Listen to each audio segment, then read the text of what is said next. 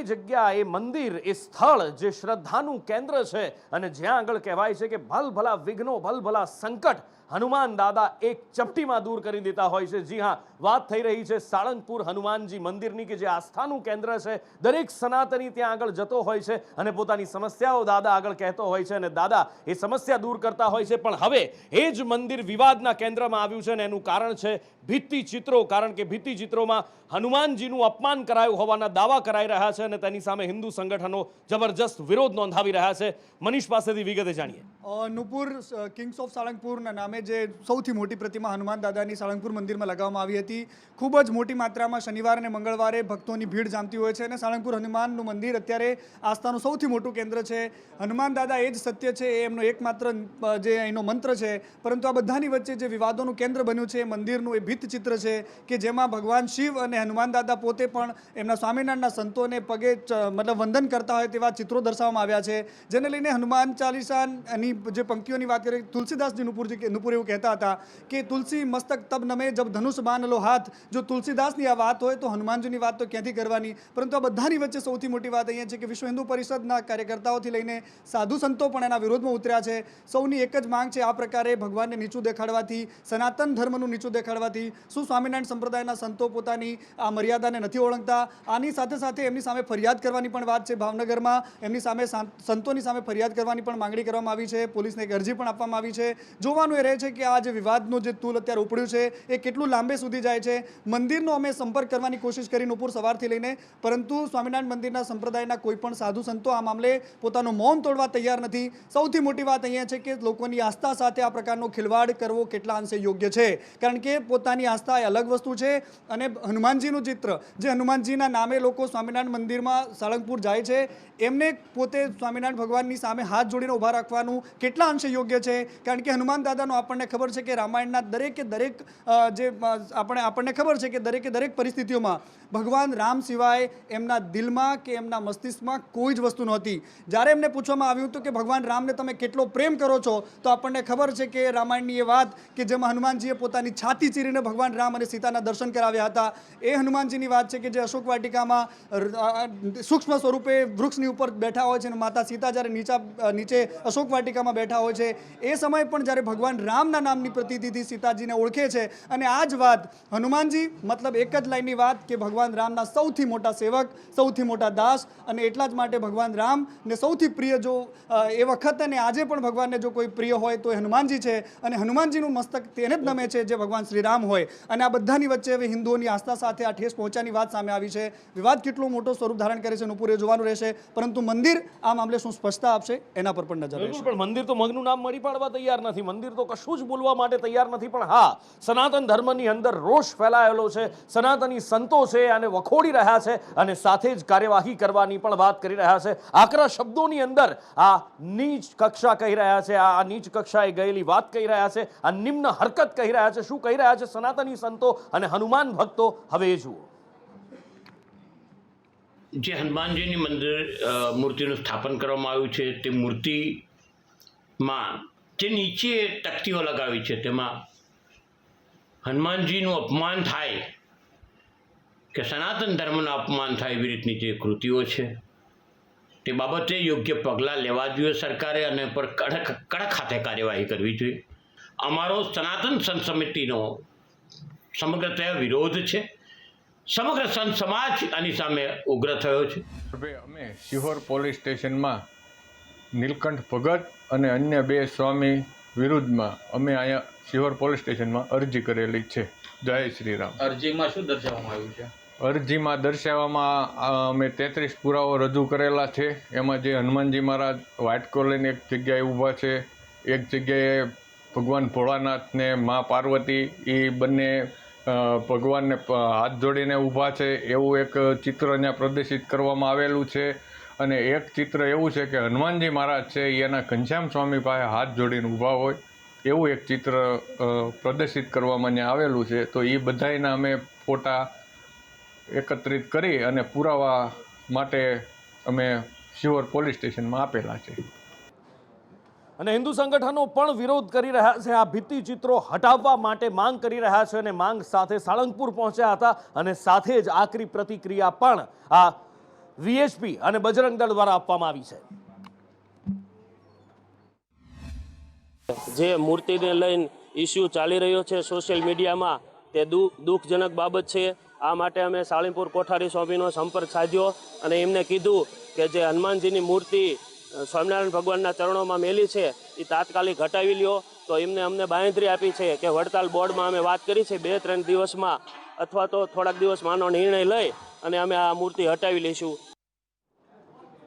અને આગળ વાત કરીએ વરસાદના એંધાણ અત્યારે બિલકુલ નથી દેખાઈ રહ્યા. ખેડૂતો ચાતક નજરે રાહ જોઈ રહ્યા છે, લોકો પણ રાહ જોઈ રહ્યા છે. જાણે ચોમાસાએ વિદાય લઈ લીધી હોય એવું લાગે છે અને ચોમાસાની જગ્યાએ ઉનાળો આવી ગયો હોય એવું લાગે છે. અને હવામાન વિભાગની ચેતવણી પણ નિરાશા આપનારી છે. હવામાન વિભાગ પણ કહી રહ્યું છે કે વરસાદના કોઈ એંધાણ નથી. શું કહે છે આવનારા 5 દિવસ માટે, મયુર પાસેથી જાણીએ. મયુર. બિલકુલ નુપુર, વાદળો ઘેરાવા જોઈએ કારણ કે શ્રાવણિયા મેળા આવી રહ્યા છે ને વરસાદના આગમના એંધાણ થવા જોઈએ, પરંતુ ચિંતાના વાદળો અત્યારે ઘેરાતા જોવા મળી રહ્યા છે. છેલ્લા લગભગ 31-32 દિવસથી સૌરાષ્ટ્રમાં ક્યાંય વરસાદ નથી વરસ્યો અને આ સ્થિતિ ગુજરાતના અલગ અલગ ભાગોની છે.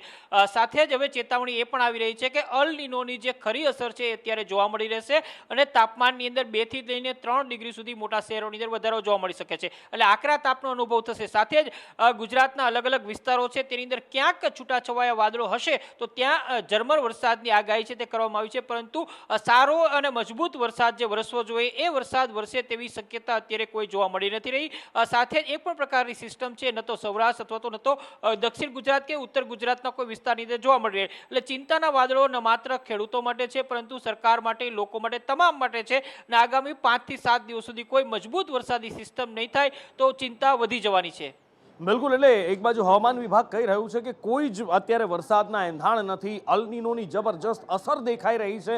5 દિવસ આગામી એટલે કે 4 તારીખ સુધી તો વરસાદનું નામ લેવા જેવું જ નથી. એની અપેક્ષા રાખવી પણ મૂર્ખામી સમાન છે. પણ બીજી બાજુ હવામાન શાસ્ત્રી અંબાલાલ પટેલની આગાહી કંઈક અલગ કહે છે. અંબાલાલ પટેલ કહી રહ્યા છે કે 1 તારીખથી ખેડૂતો હરખાય એવી હાલત, એવી સ્થિતિ, એવી પરિસ્થિતિ વાદળોની ગુજરાતની અંદર જોવા મળશે અને 3 તારીખે ખરેખર આભમાંથી હેત વરસશે. લગભગ ગુજરાતના ભાગોમાં આવતા સપ્ટેમ્બરની શરૂઆતમાં જ હવામાનનો પલટો આવી શકે છે અને સપ્ટેમ્બરની શરૂઆત અને ત્યાર પછી 7 થી 10 સપ્ટેમ્બરમાં પણ ગુજરાતમાં વરસાદ થવાની શક્યતા રહે છે. અરબ સાગર પર એક સિસ્ટમ બની રહી છે 10 થી 14માં. આ 2 સિસ્ટમના કારણે ગુજરાતમાં વરસાદ આવવાની શક્યતા રહે છે, જેમાં મધ્યપ્રદેશમાં ભારેથી ભારે વરસાદ થવાની શક્યતા રહે છે, જેમાં રાજસ્થાનના ભાગોમાં વરસાદ થવાની શક્યતા રહે છે. બીજી ગુજરાતના એક્ઝોન ભાગોમાં કચ્છના ભાગોમાં વરસાદ થશે. ઉત્તર ગુજરાત, મધ્ય ગુજરાત તેમજ પૂર્વ ગુજરાતના ભાગોમાં પણ વરસાદ થવાની શક્યતા રહે છે. પંચમહાલના ભાગોમાં પણ વરસાદ થવાની શક્યતા રહે છે. મધ્ય ગુજરાતના ભાગોમાં પણ વરસાદ થવાની શક્યતા રહે છે. અમદાવાદ, ગાંધીનગરમાં વરસાદ થઈ શકે છે. અને આગળ જ્યારે વરસાદ ખેંચાયો છે ત્યારે સ્વાભાવિક રીતે ખેડૂતોની હાલત ખરાબ થવાની છે. આખરે રક્ષાબંધનની ભેટ ખેડૂતોને રાજ્ય સરકારે આપી છે અને એ છે વીજળી અને પિયતના રૂપે. વીજળી 10 કલાક આપવાની જાહેરાત કરવામાં આવી 13 જિલ્લાઓની અંદર, પણ એમાંથી ગીર સોમનાથ જિલ્લો બાકાત છે. અને ધારાસભ્ય અત્યારે ખેડૂતોનો, જનતાનો અવાજ બનીને સામે આવ્યા છે. ભગવાન બારડનું કહેવું છે કે ગીર સોમનાથ જિલ્લાનો શું વાંક છે, અમને પણ તો 10 કલાક વીજળી આપો.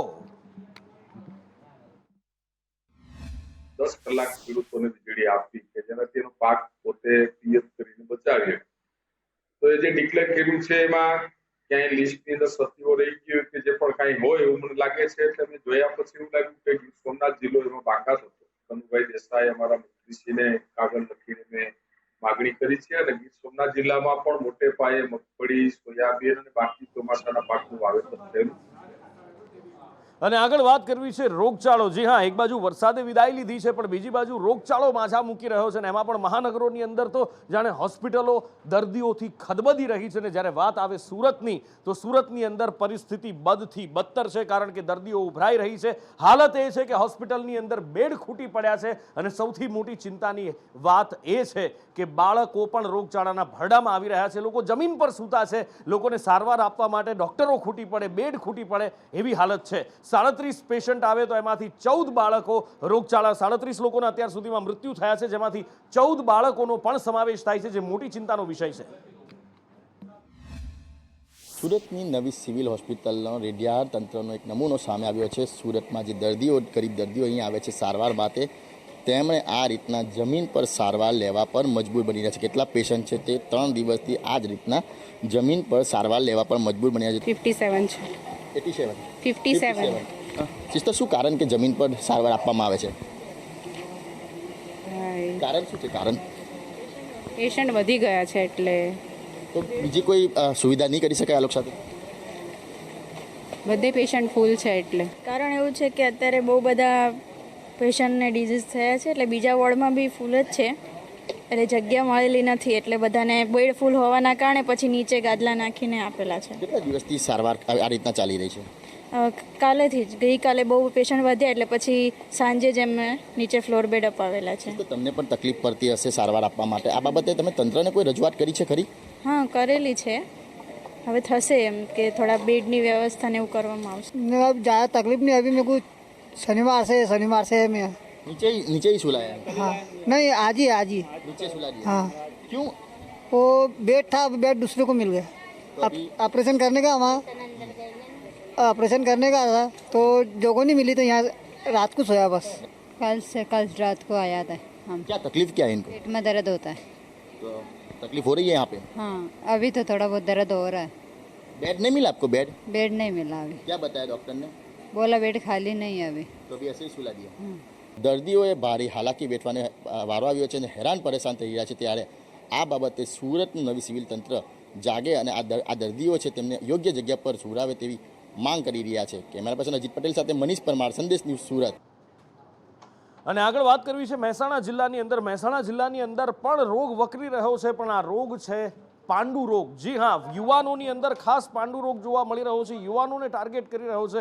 યુવાનો પાંડુ રોગનો શિકાર બની રહ્યા છે. આખરે શું સ્થિતિ છે અને શું કારણ છે પાંડુ રોગ વકરવાનું? હિરેન પાસેથી જાણીએ. હિરેન,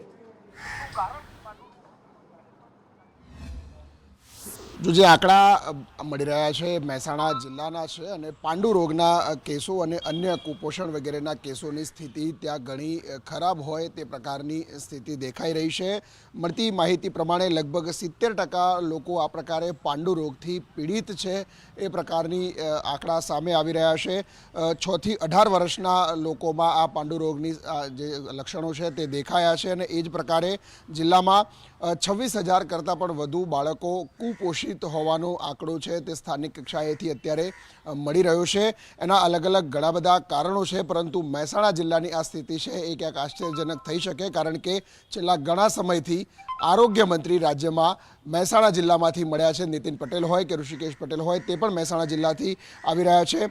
18 વર્ષની વયના લોકોમાં પ્રમાણમાં 70%થી વધુ લોકોમાં આ પ્રકારના રોગો દેખાયા છે અને અત્યારે હાલ સ્થાનિક આરોગ્ય વિભાગનું પણ કહેવું છે કે આ અંગે અમે કાર્યવાહી કરી રહ્યા છીએ, કામગીરી કરી રહ્યા છે અને જે આંકડા છે એ આંકડામાં તથ્ય પ્રમાણમાં ઓછું છે, પરંતુ વાસ્તવિકતા એ છે કે સરકાર કુપોષણના આંકડા છે એ મોટે ભાગે છુપાવે છે અને આ પાંડુ રોગની સ્થિતિ જે છે એ લગભગ 70% લોકો એટલે કે જે 6 થી 18 વર્ષના યુવાનો છે અથવા તો બાળકો છે એમની અંદર મહેસાણા જિલ્લામાં વધુ જોવા મળી રહ્યું છે. અને આગળ વાત કરવી છે ગાંધીનગરમાંથી મળેલા નકલી દસ્તાવેજો અને એક બાદ એક નવા ખુલાસા થઈ રહ્યા છે. આ દસ્તાવેજો ક્યાંથી મળ્યા, કેવી રીતે મળ્યા, એ તો અત્યાર સુધી આપે જોયું, પણ હવે શું નવા અને ચોંકાવનારા ખુલાસો જેમ જેમ તપાસ આગળ વધી રહી છે તેમ સામે આવી રહ્યા છે? જિગ્નેશ પાસેથી જાણીએ. નૂપુર, પોલીસ ભરતીના જે બનાવટી ડોક્યુમેન્ટો જે મોબાઈલમાંથી મળી આવ્યા હતા તેની તપાસ કરતાં પોલીસને વધુ એક નામ આ ગુનામાં મળી આવ્યું છે. એટલે કે પોલીસે હવે વ્યારાના વિપુલ વસાવા નામનો જે ઉમેદવાર હતો તે આ આખી ગોઠવણ કરતો હોવાની ખુલાસો થયો છે. સૌપ્રથમ જે 2 આરોપીને રિમાન્ડ પર લેવામાં આવ્યા હતા અને ત્યારબાદ જે મોબાઈલ કબજે કરવામાં આવ્યો હતો તે મોબાઈલમાંથી જે કટિંગ મળી આવ્યા હતા, જે ડોક્યુમેન્ટ મળ્યા હતા, જેમાંથી પોલીસ ભરતીના જે કાગળો હતા તેના કટિંગ અને ખાસ કરીને તેના સંલગ્ન બનાવટી જે ડોક્યુમેન્ટ મળ્યા હતા તેને લઈ અને ગાંધીનગર પોલીસે તપાસ શરૂ કરી હતી અને તપાસનો રેલો ગાંધીનગરથી ચાલુ કરી છે. વ્યારાના એટલે કે તાપીના વિપુલ વસાવા સુધી પહોંચ્યો છે અને હવે વિપુલ વસાવા આખી ગોઠવણ કેવી રીતે કરતો હતો, કોની આ કેસમાં સંડોવણી છે અને હવે નવા કેટલા ખુલાસા થાય છે તે જોવું મહત્વનું છે. અને આગળ વાત કરીએ, પાટણની અંદર વિરોધ જોવા મળી રહ્યો છે. ખાસ SC/ST સમાજની અંદર ભારોભાર રોષ ભભૂકી ઉઠ્યો છે અને પાટણ જિલ્લા પ્રમુખના ઘરનો ઘેરાવ પણ કરવામાં આવ્યો. આખરે કેમ, શું થઈ રહ્યું છે અને શા માટે? પ્રતિક પાસેથી જાણીએ. નૂપુર, SC/ST સમાજ પર જે રીતે અત્યાચાર વધી રહ્યા છે અને સરકારી ચોપડે પણ તે ગુનાઓ નોંધાઈ રહ્યા છે, પરંતુ ત્વરિત અને કાયદાકીય પગલાં જે લેવા જોઈએ તેમાં વિલંબ થઈ રહ્યો છે અને આજ કારણથી પાટણના જિલ્લા પંચાયતના જે પ્રમુખ છે તેમના ઘરનો વિરોધ કરવામાં આવ્યો હતો. સ્વયં સૈનિક દળના કાર્યકરો દ્વારા રાજ્યભરમાં આજે વિરોધ કરવામાં આવ્યો હતો અને અલગ અલગ જે પદાધિકારીઓ છે તેમનો વિરોધ કરવામાં આવ્યો હતો. તેમનું માનવું છે કે જિલ્લા પંચાયતના પ્રમુખ જે ભાનુમતીબેન છે તે પોતે જ SC/ST સમાજમાંથી આવી રહ્યા છે અને પોતાના સમાજ ઉપર જે અત્યાચારો થઈ રહ્યા છે તે અત્યાચારો પણ તે મૂંગા મોઢે સહન કરી રહ્યા છે. આવું ન થવું જોઈએ અને અલગ અલગ જે પદાધિકારીઓ છે તેમણે SC/ST સમાજ પર જે અત્યાચારો થઈ રહ્યા છે તેને અટકાવવા માટે કાયદાકીય કડક પગલાં લેવા જોઈએ તેવી માંગ સાથે આજે તેમના ઘરનો વિરોધ કરવામાં આવ્યો. જોકે પોલીસે સમયસર પહોંચીને જે વિરોધ કરી રહ્યા હતા તે લોકોને દૂર કરીને વિરોધ છે તે અટકાવ્યો હતો. અને આગળ વાત કરીએ, જ્ઞાન સહાયકોની ભરતીનો વિરોધ ચાલી રહ્યો છે અને એ બધાની વચ્ચે હવે સરકાર દ્વારા એક મોટી જાહેરાત કરવામાં આવી છે. શું છે, કશ્યપ પાસેથી જાણીએ. એક તરફ જ્ઞાન સહાયકની જાહેરાત જે છે તે સરકાર દ્વારા બહાર પાડવામાં આવી છે. હાલ તેનો વિરોધ છે તે પણ કરવામાં આવી રહ્યો છે અને અનેક ઉમેદવારો એવા છે કે જે જ્ઞાન સહાયકમાં અરજી નહીં કરવા માટે થઈને સોગંદ પણ ખાધેલા છે. ત્યારે સરકાર દ્વારા પ્રાથમિક શાળામાં એટલે કે સરકારી અને અનુદાયની જે શાળાઓ છે, ગ્રાન્ટેડ શાળાઓ, તેમાં ભરતી માટે થઈ અને 1લી તારીખથી અરજી કરવા માટે થઈ અને જાહેરાત છે તે કરવામાં આવી છે. કરાર આધારિત આ નોકરી જે છે તે સરકાર દ્વારા આપવામાં આવશે અને 25,000 રૂપિયા સ્ટાઇપન્ડ પેટે તે લોકોને ચૂકવવામાં આવશે તેવી જાહેરાત છે તે કરવામાં આવી છે. અને આગળ વાત કરવી છે, વકફ બોર્ડની સંપત્તિઓ ઉપર ગાજ વરસી રહી છે. આખરે કોની ઉપર 123 સંસ્થાઓ છે જાણવા મળી રહ્યું છે. કઈ કઈ સંસ્થાઓ છે, કોનો સમાવેશ થાય છે અને શું કારણ છે, અજય પાસેથી જાણીએ. અજય.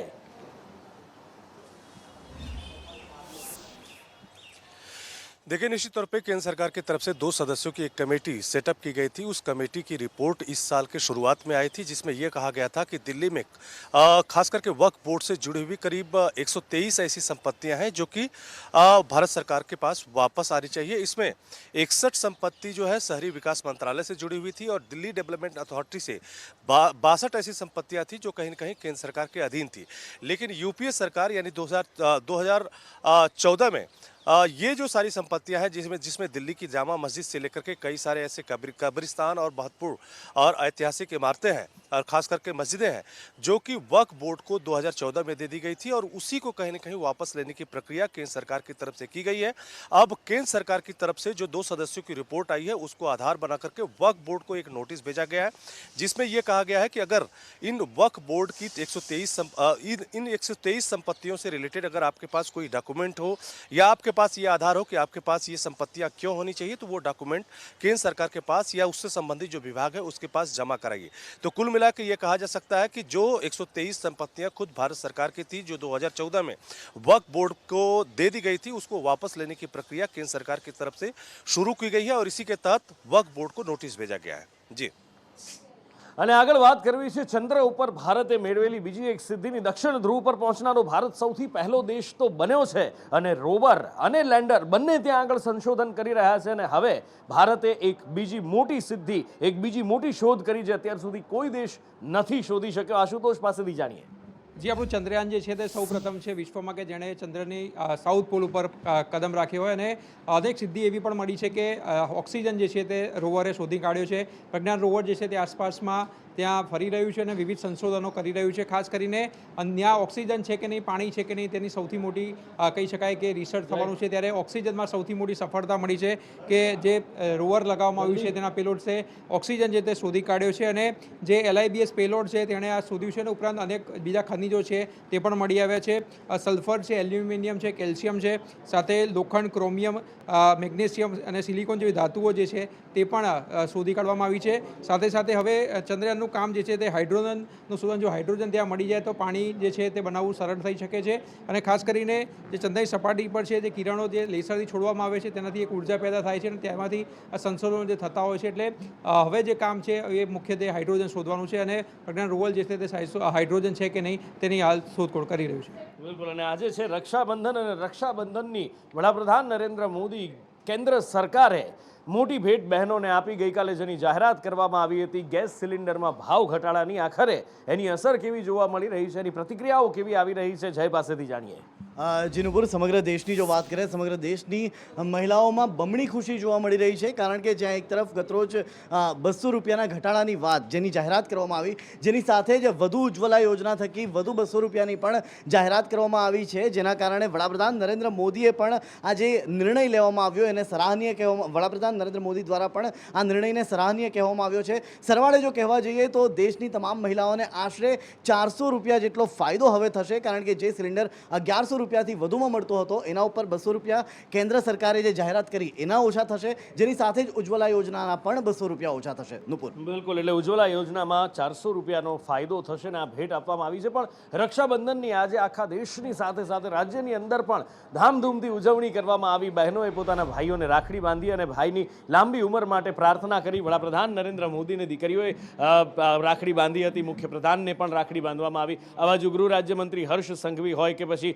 સાંસદો હોય, અન્ય રાજ્યના મુખ્યમંત્રીઓ હોય, મંત્રીઓ હોય, બધાએ આજે ધામધૂમથી રક્ષાબંધન ઉજવી છે. કેવો રહ્યો રક્ષાબંધનનો આ પર્વ દેશની અંદર આજે, અને કેવી આજે આ પર્વની જાગ જમાલ જોવા મળી? ગાયત્રી પાસેથી જાણીએ. જી નુપુર, ચોક્કસથી દિલ્હીમાં વડાપ્રધાને દિલ્હીની જે નાની બાળકીઓ છે જે શાળાની, તેમને રાખડી બાંધીને આ પર્વની ઉજવણી કરી હતી. મહત્વનું હોય છે કે જ્યારે વડાપ્રધાન આ તહેવાર હોય છે ત્યારે ખાસ આ તહેવારની ઉજવણી કરતા હોય છે. જ્યારે ગુજરાતમાં સીએમ હતા ત્યારે પણ બહેનો તેમને રાખડી બાંધી હતી. દિલ્હીમાં તેમને આજે નાની જે શાળાની બાળકીઓ છે તેમને રાખડી બાંધીને આ પર્વની ઉજવણી કરી હતી. સાથે જ મુખ્યમંત્રી ભૂપેન્દ્ર પટેલની વાત કરીએ તો તેમને પણ ગાંધીનગરમાં પોલીસ સ્ટાફની જે બહેનો છે તેમને રાખડી બાંધીને આ પર્વની ઉજવણી કરી હતી.